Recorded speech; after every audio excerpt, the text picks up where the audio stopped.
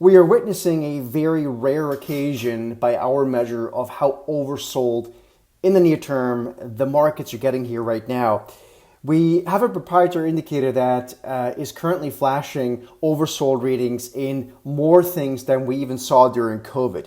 Now, this is not a long-term oversold reading. It's a multi-day to maybe a few weeks or so, but it has an extremely a great track record, particularly if you see this widespread across the market. So, for example, the S&P 500 is actually currently extremely near-term oversold.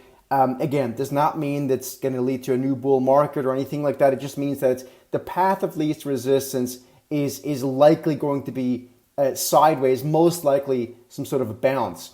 Now, we use this. It's called the vertical expert. We use it to sort of verify the more classical ways of analyzing oversold or overbought, but it really focuses on extreme situations.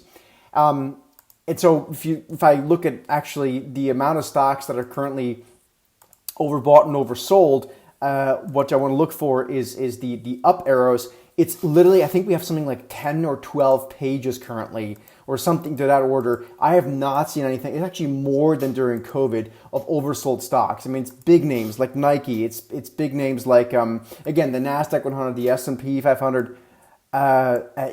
Just very, very widespread. So again, this does not mean that it's time to load up the boats in terms of a long-term investment portfolio necessarily. But in the near term, we're getting more confirmation from also our proprietary readings that we're probably getting oversold here in the very near term, although it's going to remain volatile. Even if we are oversold, we're going to bounce sharply and then going to continue to have volatile trading days. Hope it helps. See you again soon.